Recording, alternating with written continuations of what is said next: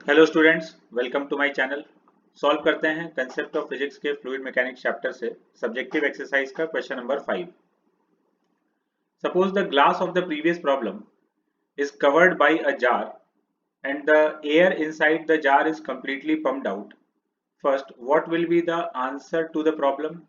Second, show that the answer do not change if a glass of different shape is used, provided the height, the bottom area and the volume are unchanged. तो previous situation जो question number 4 में था उसी को use कर रहा है और इसमें कहा है कि यहाँ जो पहले एटमॉस्फेरिक प्रेशर हम लोग कंसिडर कर रहे थे, तो अब यहाँ से एयर को पंप आउट कर दिया गया है, मतलब यहाँ पर अब वैक्यूम है। तो टॉप का जो प्रेशर है वो हम लोग को जीरो कंसिडर करना है।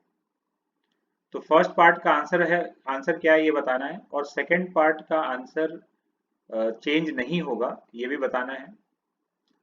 अगर इसका शेप चेंज हो जाए फिर भी उससे सेकंड पार्ट के आंसर को फर्क नहीं पड़ेगा। तो देखते हैं। तो एरिया गिवन है, हाइट गिवन है, वॉल्यूम गिवन था हम लोग को, और डेंसिटी। बॉटम पे प्रेशर लिखना है, बॉटम पे फोर्स लिखना है कि वाटर के द्वारा बॉटम पर कितना फोर्स लग रहा है। तो ये फोर्स को हम लोग प्रेशर इनटू एरिया लिखेंगे, और इस बार यहाँ का जो प्रेशर होगा वो रो जी एच हो जाएगा, क्योंकि टॉप का तो प्रेशर जीरो है, तो यहाँ जीरो प्लस रो जी एच। तो रो जी एच इंटू एरिया, ये फोर्स आ गया। सेकेंड पार्ट पे आते हैं। अब बोल रहा है इसका शेप कुछ भी हो, ये जो फोर्स आ रहा है इसको फर्क नहीं पड़ना चाहिए।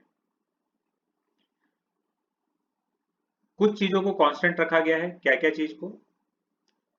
Glass of different shape is used provided the height, the bottom area and the volume are unchanged. Height, bottom area और volume unchanged। ठीक है। तो अभी किसी भी शेप का हो, ये नेट इक्विलिब्रियम में है, तो इस पर क्या क्या फोर्सेस एक्ट कर रहा है? ग्लास के बॉटम की वजह से फोर्स एफ लग रहा है ऊपर की तरफ, जो हम लोग फर्स्ट पार्ट में कैलकुलेट किए, रो जी एच इंटू एरिया।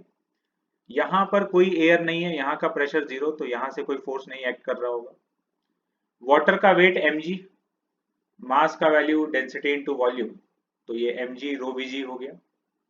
और साइड वॉल से हॉरिजॉन्टल में लगने वाला फोर्स कैंसिल हो जाएगा, क्योंकि सेम हॉरिजॉन्टल लेवल पे प्रेशर सेम होता है, तो हॉरिजॉन्टल वाला फोर्स तो हमेशा कैंसिल आउट होगा। तो नेट फोर्स जो यहाँ से लग रहा है वो वर्टिकली अपवर्ड, इसको एफ एस कंसिडर कर लिए, साइड वॉल से लगने वाला फोर्स। तो ये तीन फोर्सेस लग रहा है। Fs force applied by side of the glasses on the water. Net force zero है, अपवर्ड डायरेक्शन में Fs लग रहा है, ये F लग रहा है, और डाउनवर्ड डायरेक्शन में mg।